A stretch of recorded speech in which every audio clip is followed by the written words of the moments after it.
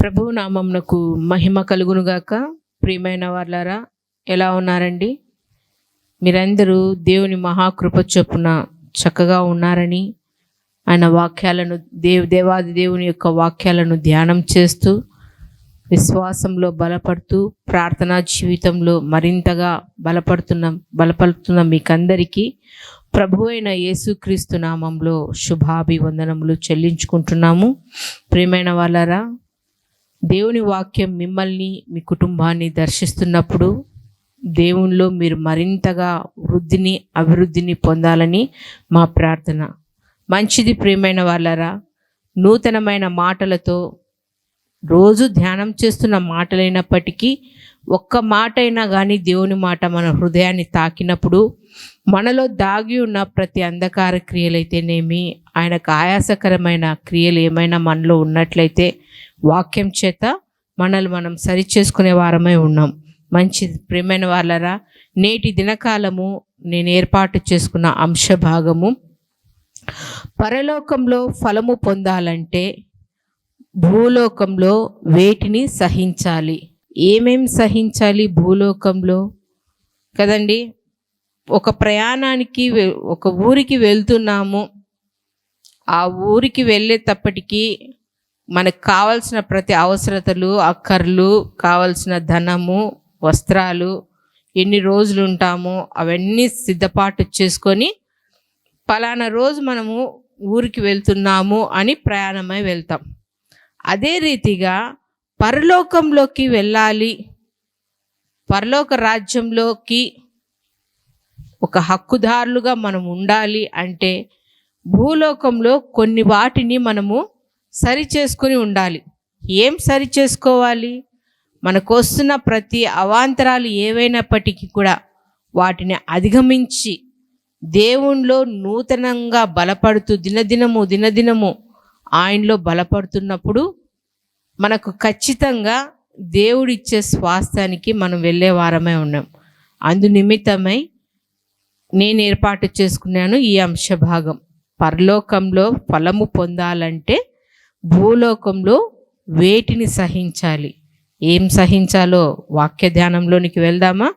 మీ పరిశుద్ధ గ్రంథాలు తెరిచినట్లయితేనా నూతన నిబంధన గ్రంథము మత్తయి సువార్త 5వ అధ్యాయము 11-12 వచనాల్లో ఉన్న దేవుని మాటలను చదువుకుందాం. నా నిమిత్తము జనులు మిమ్మును నిందించి హింసించి మీ మీద అబద్ధముగా చెడ్డ మాటలెల్లా పలుకున్నప్పుడు మీరు ధన్యులు. యేసు ప్రభులు వారు మొట్టమొదటి ప్రసంగం కొండ మీద కూర్చొని ఆయన చెప్తున్నాడు. ధన్యతల గురించి మాట్లాడుతున్నప్పుడు మనం చాలాసార్లు చదువుకునే ఉంటాం. ఏమని చెప్తున్నాడు? ఆత్మ విషయమై దీనులైన వారు ధన్యులు, వారు పరలోక రాజ్యం వారిది, దుఃఖపడు వారు ధన్యులు. ఇలా ధన్యతలన్నీ చదువుకుంటున్నప్పుడు చాలా అమూల్యమైన మాట, నేను ఏర్పాటు చేసుకున్న అంశానికి ఈ మాట చాలా ఖచ్చితంగా సరిపోయింది. ఏమంట? నా నిమిత్తము జనులు మిమ్మును నిందించి హింసించి మీ మీద అబద్ధముగా చెడ్డ మాటలెల్లా పలుకున్నప్పుడు మీరు ధన్యులు. వీటిని మనం సహించాలి. ఏంటి? నిందలైనా, అవమానాలైనా, హింసలైనా, చెడ్డ మాటలైనా ఏవైనా కానీ నీ విశ్వాస యాత్రలో, నీ విశ్వాసంలో నువ్వు ముందుకు వెళ్తున్నప్పుడు ఖచ్చితంగా ఇవి మనకు ఎదురవుతూనే ఉంటాయండి. వీటిని మనం అధిగమిస్తే, ఆ మాటలు, ఆ చూపులు, ఇతరులు మన మీద వేస్తున్న నిందలు, వీటినన్నింటినీ మనం సహిస్తూ వస్తే పరలోకంలో మన ఫలం ఖచ్చితంగా పొందుకుంటాం. ఒకరు ఒక మాట అంటున్నారంటే మనం 2 మాటలు అనేంత స్థితిలో మనం ఉండకూడదు. చూద్దామా? మొదటిగా ఏం సహించాలి అంటే నిందలు. మొదటిగా ఏం సహించాలంట? మనం పరలోకంలో ఫలం పొందాలంటే భూలోకంలో వేటిని సహించాలన్నప్పుడు మొదటిగా మనం సహించాల్సింది నిందలు. హెబ్రీయులు రాసిన పత్రిక 10వ అధ్యాయము 33వ వచనంలో ఈ రీతిగా ఉంది, ఒక విధముగా చూచితే మీరు నిందలను బాధలను అనుభవించుట చేత 10 మందిలో ఆరడి పడితిరి. మరి ఒక విధముగా చూచితే వాటిని అనుభవించిన వారితో పాలివారైతిరి. ఎంత చక్కని మాట పౌలు గారు ఈ రీతిగా తెలియచేస్తున్నారు హెబ్రీయులకు. ఏమని చెప్తున్నారంటే, ఒక విధముగా చూచితే మీరు నిందలను బాధలను అనుభవించుట చేత 10 మందిలో ఆరడి పడితిరి. అంటే నలుగురి నోటిలో ఎట్లా నిందలు వస్తాయి? ఒకప్పుడు మనము చీకట్లో ఉన్నాం, అంటే ప్రభులు వారిని ఎరగక ఉన్నాం, ఆ మార్గంలో పయనించలేని స్థితిలో ఉన్నాం, అంధకారంలోనే ఉన్నాం, లోకానుసారమైన జీవితాన్ని జీవిస్తున్నాం. మనము ఎప్పుడైతే యేసు ప్రభులు వారిని గుర్తెరిగి ఆయనను అనుసరిస్తూ ఆయన మార్గంలో వెళ్తున్నప్పుడు, కొత్తగా మనము దేవుని సన్నిధానానికి వస్తూ దేవుని మాటలు వింటూ దేవునిలో బలపడుతున్నప్పుడు, నీతో పాటు తిరిగిన నలుగురు ఉంటారు కదా, ఒకప్పుడు నువ్వు లోకంలో కలిసి ఉన్నప్పుడు నీతో స్నేహం చేసిన వాళ్ళు ఉంటారు కదా, ఏమని అంటారు? అబ్బా, ఇప్పుడు వచ్చినది కదా భక్తి, ఇప్పుడు వచ్చింది కదా దేవుని ప్రేమ, ఏవో రకరకాలైన మాటలు. ఈ మాటలు ఒక్కరి దగ్గర అంటారా? కాదు, నలుగురి దగ్గర. నువ్వు ఎప్పుడు మందిరానికి వెళ్తున్నప్పుడల్లా నిన్ను నిందించేవారుగానే ఉంటారు. ఆ నిందల వల్ల నువ్వేమి కృంగిపోవాల్సిన పని లేదు. అదే కింది వచనంలో అంటున్నారు. ఏ విధంగా ఏమంటున్నారు? మరి ఒక విధంగా చూచితే వాటిని అనుభవించిన వారితో పాలివారమైతిరి. అంటే నీకంటే మనకంటే ముందున్న వాళ్ళు ఎన్ని బాధలు పడ్డారు, ఎన్ని నిందలు పడ్డారు, ఎన్ని అవమానాలు పడ్డారు. ఎందుకోసం? ఆ నామం కోసం. ఏ నామము? యేసుక్రీస్తు అనే నామాన్ని బట్టి, ఆ నామమును బట్టి ఎన్ని నిందలైనా అవమానాలైనా ఎన్ని కష్టాలైనా భరించిన వారిని చూస్తే మనకు వస్తున్న నిందలైనా బాధలైనా ఎన్నతగినవి కాదండి. మనం చూస్తాం, కొద్దిపాటి కృంగిపోతే, అయ్యో దేవుని నమ్ముకున్నప్పటి నుంచి మాకు ఇన్ని బాధల, ఇన్ని ఇబ్బందుల, ఇన్ని శ్రమల, అయ్యో ఈ దేవుడు లేనప్పుడు మేము బాగున్నామే అనే తలంపులు శోధకుడు మన హృదయాలలోకి చొచ్చుకునేటట్లు చేస్తాడు. కానీ సాతాను యొక్క ఆలోచనలను దూరపరిచినప్పుడు వస్తున్న నిందలైన అవమానాలైన వాటినన్నింటినీ మనం జయించినట్లయితేనా పరలోకంలో ఖచ్చితంగా మనకు ఫలం అనేది వస్తుంది. మనం చూసినట్లయితేనా ఈ నిందలు ఎవరెవరు అనుభవించినారు, ఈ బాధలు ఎవరెవరు అనిపించినారని చూస్తే మనకు మొదటిగా గుర్తుకొచ్చేది దానియేలు గారండి. దానియేలు గ్రంథం 6వ అధ్యాయము 4-5 వచనాలలో మనం చూసినట్లయితేనా దానియేలుకి ఏదో ఒక నింద మోపాలి.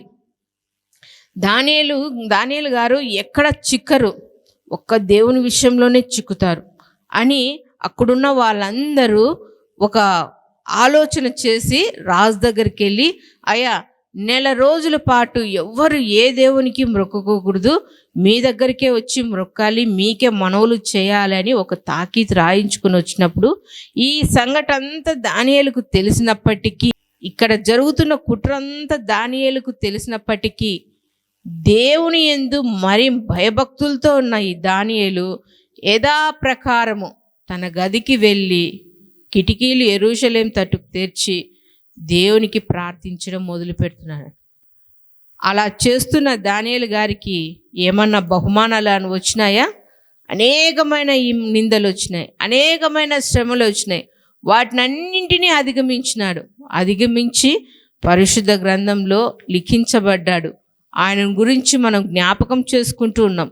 ప్రియమైన వాళ్ళారా, ఈ మాట వింటున్న ప్రియమైన స్త్రీలారా, మనకు ఎదురవుతున్న ప్రతి సమస్యలలో నుంచి, ఇబ్బందులలో నుంచి, నిందలలో నుంచి, అవమానాలలో నుంచి నేను తప్పించబడాలి అంటే, ఈ నిందలు నాకు వస్తున్నాయంటే నేను ధన్యురాలినే, దేవునికి నేను ఇంకా మరింత దగ్గరగా ఉన్నాను అని గ్రహించాలి.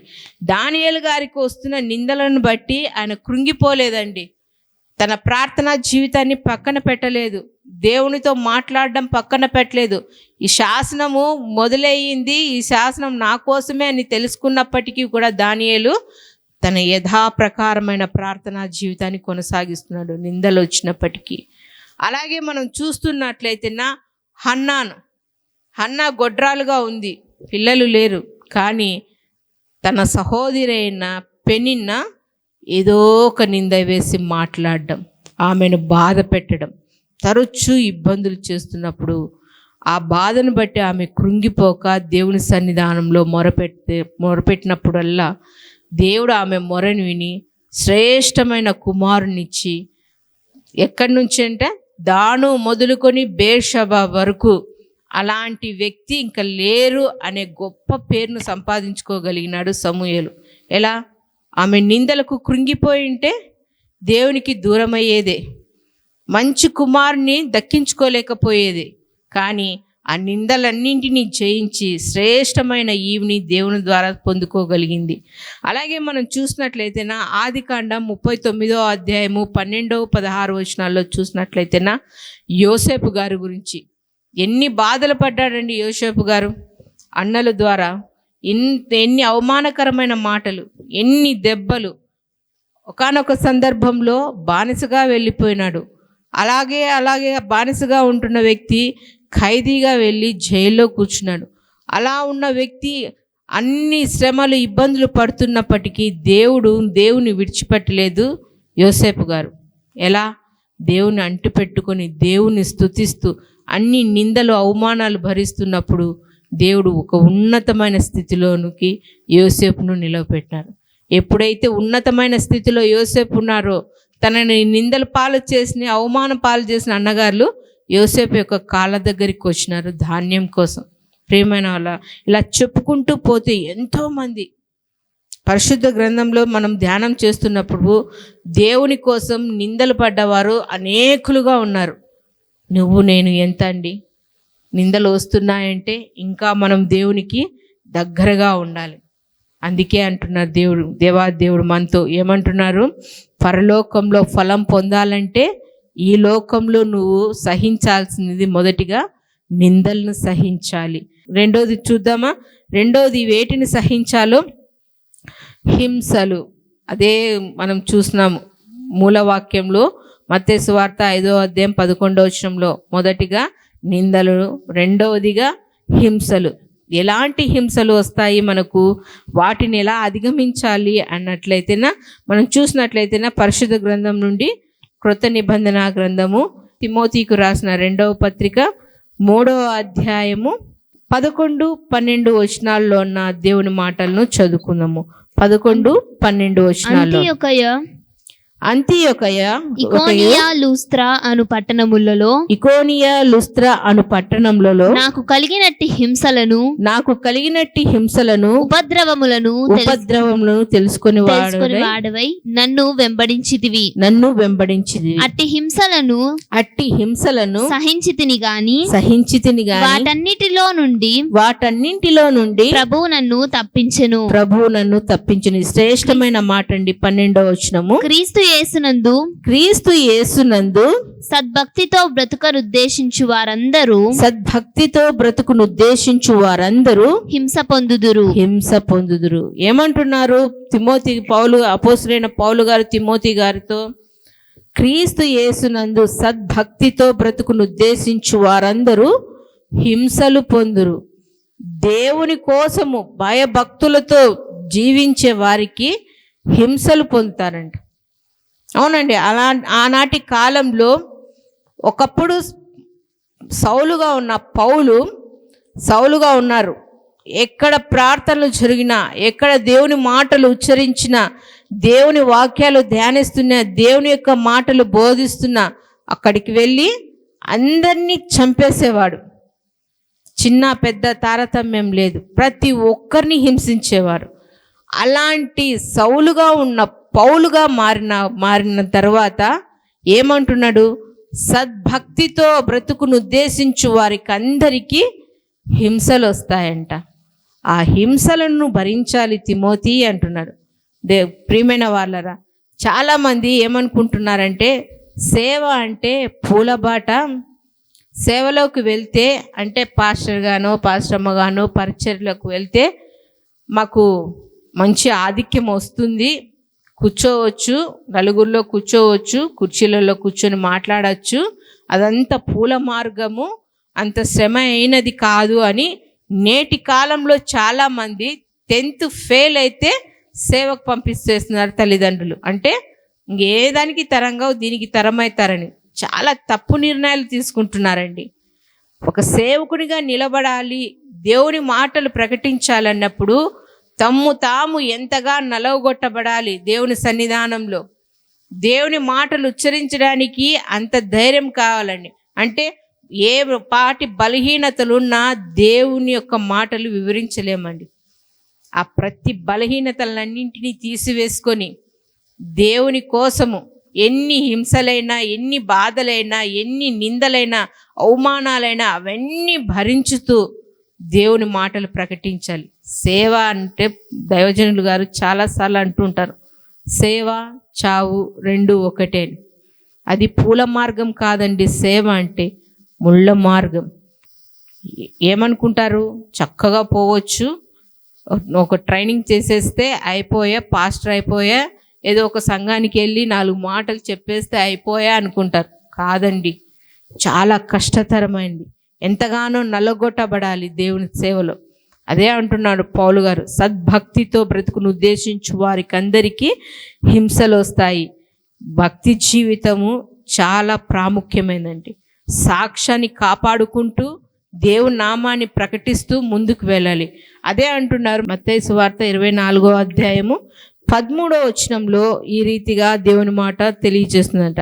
13వ వచనము, అంతము వరకు సహించిన వాడెవడో వాడే రక్షింపబడును. చాలండి. ఎంతవరకు? అంతం వరకు. నువ్వు నిందలనైనా సహించాలి, అలాగే హింసలనైనా సహించాలి. అది ఎంతవరకు? అంతము వరకు. అదే అంటున్నారు కదా పౌలు గారు, ఏమంటున్నారు? అంతం వరకు సహించాలి. ఎంతవరకు? నీ మరణం వరకు. దేవునిలో నువ్వు ఎప్పుడైతే దేవుని మార్గంలో నడుస్తున్నావో, దేవుని సేవలో నువ్వు ఉన్నావో, దేవుని పరిచర్య నువ్వు చేస్తున్నావో, నీకు హింసలైనా ఇబ్బందులైనా ఏవైనా రాని వాటినన్నింటినీ నువ్వు అంతం వరకు సహిస్తే నీకు జీవ కిరీటం వస్తుంది. ఆ కిరీటం పొందుకోవాలంటే ఈ లోకంలో వీటినన్నింటినీ సహించాలని. ఎవరు సహించినారు? ఎవరెవరు సహించినారంటే అపోస్తుల కార్యములు 7వ అధ్యాయము 51, 52 వచనాల్లో ఉన్న దేవుని మాటలు మనం చూసినట్లయితేనా, ఇక్కడ స్టెఫెన్ గారు ఎంత గంభీరంగా దేవుని మాటలు పలికినప్పుడు వారు అక్కడ వింటున్న జనులు ఆయన మీద ఎలాగో తిరుగుబాటు చేసినారో, ఆ తిరుగుబాటు వల్ల ఆయన ఎలాగ ఇదైపోయినారో ఒకసారి చూద్దాం. 51, 52 వచనాలు చూసినట్లయితేనా, ముష్కరులారా హృదయములను చెవులను దేవుని వాక్యమునకు లోబరచునొల్లని వారలారా, మీ పితరుల వలె మీరును ఎల్లప్పుడూ పరిశుద్ధాత్మను ఎదిరించుచున్నారు. మీ పితరులు ప్రవక్తలలో ఎవరిని హింసింపకయుండిరి. ఆ నీతిమంతుని రాకను గూర్చి ముందు తెలిపిన వారిని చంపిరి. ఆయనను మీరు ఇప్పుడు అప్పగించి హత్య చేసిన వారైతిరి. దేవని చెప్తున్నాడు అక్కడున్న జనాలకు. ఇంతకుముందు దేవాది దేవుడు వచ్చి మీ మధ్య నిలవబడి ఆయన పరలోక సంబంధమైన మాటలు చెప్తున్నప్పుడు ఎవరు విన్నారయ్యా దేవుని బోధను? ఆయనను తిరస్కరిస్తూనే వచ్చినారు. ఆయన మాటలను పెడచెవున పెట్టేసి ఏం చేసినారంట? ఆయనను సిలువ వేసేసేసినారు. ఇప్పుడు కూడా ఆయన మాటలు చెప్తున్నప్పుడు కూడా మీరు వినడం లేదు. దేవుని బోధ అంత ఎవరికి చక్కగా చెవులోకి ఎక్కదనండి. కథల రూపంలో, నవ్వుల రూపంలో చెప్తున్నప్పుడైతేనా ఆ నవ్వినేటి కథలు మాత్రమే ఉంటాయే కానీ పరిశుద్ధ మాటలైతే చెవులోకి ఎక్కవండి. ఇదే మాట అంటున్నాడు స్టెఫెన్ గారు. ఆనాడు దేవుని మాటలు చెప్తున్న వారిని అందరినీ మీరు హింసించినారు, చంపేసినారు. ఇప్పుడు కూడా అదే పని చేస్తున్నారు అన్నప్పుడు అందరము కొమ్ముడిగా కింది వచనాలన్నీ మనం చూస్తున్నప్పుడు స్టెఫెన్ మీద రాళ్ళు రువ్వి ఆయన చంపేస్తున్నప్పుడు ఆయన అంటున్నాడు, పరలోకం వైపు ఆకాశం వైపు కనులెత్తి యేసు ప్రభులు వారు ఏ మాటలైతే శిలువ శ్రమలప్పుడు మాట్లాడినాడో, దేవా తండ్రి వీరేమి చేయుచున్నారో వీరు తెలియదు కనుక వీరిని క్షమించు అన్న ప్రకారము స్టెఫెన్ గారు కూడా అదే మాట అంటున్నాడు, వీరిని క్షమించండి అని హతసాక్షి అయిపోయినాడు. మనల్ని కూడా మన భక్తి జీవితంలో మనకి ఎదురవుతున్న హింసలైనా నిందలైనా ఎవరైనా చేస్తున్నప్పుడైతేనా మనం దేవుని సన్నిధానంలో ఏమని చేయాలో వారు తెలియక చేస్తున్నారు, తెలియక మాట్లాడుతున్నారు, దయతో వారిని క్షమించుతండి. ప్రియమైన వాళ్ళ క్షమించే మనసు మనకు ఉండాలండి. అదే స్టెఫెన్ గారు అంటున్నారు, హింసలు వస్తున్నాయి, ఇబ్బందులు వస్తున్నాయి, అన్నీ వస్తున్నాయి, దేవా వీరు చేస్తున్న వాటిని బట్టి వీరిని క్షమించు అంటున్నాడు. ఒక స్త్రీ అండి తన భర్త మారు మనసు కోసము ఎన్ని హింసలు పడిందంటే, ఎన్ని ఇబ్బందులు పడిందంటే, ప్రతి వారము ఆమె మందిరానికి వెళ్ళాలి అంటే ఒక గండంగా, ఎట్లా అంటే తన భర్త వచ్చి ఇంకా ఆపేస్తాడు, నువ్వు మందిరానికి పోయినావంటే నీ ఈపు పగులుతుంది అని. కానీ భర్త యొక్క దెబ్బలకు కానీ మాటలకు కానీ ఆమె చలించక భయపడుతుంది, భర్త మాటకు లోబడుతుంది. కానీ నాకు దేవుడే ఆధారం అని ప్రతి ఆదివారము ఆ తల్లి విడువక దేవుని సన్నిధానానికి వెళ్ళి దేవుని మాటలు వింటూ దేవుని సన్నిధానంలో ప్రార్థన చేసుకుంటూ తిరిగి ఇంటికి వచ్చి ప్రార్థన చేస్తున్నప్పుడు తన భర్త నా మాట కాదని నువ్వు ప్రతి ఆదివారం మందిరం వెళ్తున్నావు అని ఆమె వీపును చిదిమి కొట్టేశాడంటే, అంటే భయంకరమైన దెబ్బలు. ఆ దెబ్బలన్నింటినీ సహిస్తూ ప్రతి వారం ఆ తల్లి ప్రార్థనకు వెళ్తుంది. ఒకానొక ఆదివారము భర్త ఖరాఖండిగా చెప్పేసినాడు, ఏమని, నువ్వు కానీ ఇప్పుడు కానీ ప్రార్థనకి వెళ్ళినావు అంటే నేను ఈరోజు చంపేస్తానని చెప్పేసి బయటికి వెళ్ళిపోయినాడు. కానీ ఆమె మనసు ఉండబట్టలేదు. ఈరోజు ఆదివారం యేసు ప్రభులు వారు నా కోసం తిరిగి లేచిన రోజు, ఆయన సన్నిధానంలో ఉండకోకుండా నేను ఉండలేనని చెప్పి తను ఏమైనా కానీ నా భర్త చంపితే చంపని అనేసి దేవుని సన్నిధానానికి వెళ్ళి ప్రార్థనలో కూర్చొని ప్రార్థన చేసుకొని దేవుని వాక్యం విని పాస్టర్ గారి దగ్గర నుంచి ఒక చిన్న మాట చెప్తానయ్యా నేనంటే చెప్పమ్మా అని ఆమె నిలబడి సంఘస్థులతో అందరితో అంటారు, దేవుని చిత్తమైతే రేపు వారం మీ మధ్య నేను ఉండొచ్చు ఉండకపోవచ్చు, ఎందుకంటే నా భర్త నాకు ఇదే లాస్ట్ అని చెప్పినాడు, నేను ఇప్పుడు ఇంటికి వెళ్తే బ్రతుకుతానో లేదో నా కోసం ప్రార్థన చేయండి అని చెప్పేసి ఇంటికి వెళ్ళిందని. ఇంటికి వెళ్ళేలోగా భర్త ఫుల్గా ఉన్నాడు, కోపంతో మచ్చుకత్తి పట్టుకొని కూర్చొని ఉన్నాడు. నేను ఇన్ని మాటలు చెప్పినా నువ్వు నా మాటకు లక్ష్య పెట్టలేదే అని కోపంతో ఉన్నప్పుడు ఆమె బైబిల్ తన రూమ్లో పెట్టేసి వచ్చి భర్త యొక్క మోకాల కాడ మోకరించి తల వంచినప్పుడు ఆమె పైట చెంగు పక్కకు పోయిందంట, మెడ చుట్టూ కప్పుకొనింది. ఎందుకంటే ప్రతిసారి ఆయన కొట్టినప్పుడు ఆమె వీపు అంత దెబ్బలతో కమిలిపోయి రక్తం గూడు కట్టుకొని విచిత్రంగా ఉంది ఆమె శరీరం. అందరూ చూస్తే ఏమన్నా అనుకుంటారేమని తన ఒళ్ళును దాచుకుని భర్త దగ్గర వంగినప్పుడు ఆ పైట పక్కపోయినప్పుడు ఆ దెబ్బలు, అవి రక్తం కారడము, ఆ చర్మం చీకిపోవడం అంతా చూసి భర్త చలించిపోయినాడంట. ఇన్ని దెబ్బలు తింటూ కూడా, ఇన్ని అవమానకరమైన మాటలు పడుతూ కూడా నువ్వు దేవుని సన్నిధానానికి వెళ్తున్నావు అంటే ఆ దేవుడు గొప్ప దేవుడు, నేను కూడా నీతో పాటు మందిరానికి వస్తాను. ప్రియమైన వాళ్ళారా, ప్రియమైన స్త్రీలారా, మీ నడవడిక ద్వారా మీ భర్తల యొక్క మనసును రాబట్టుకోగలిగినారా?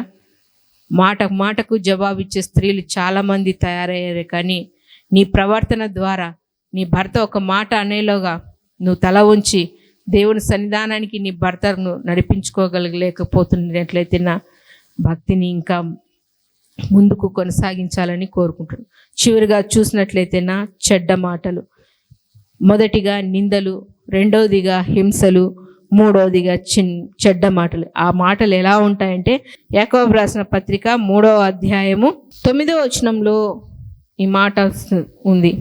9-10 వచనము. దీనితో తండ్రి అయిన ప్రభువును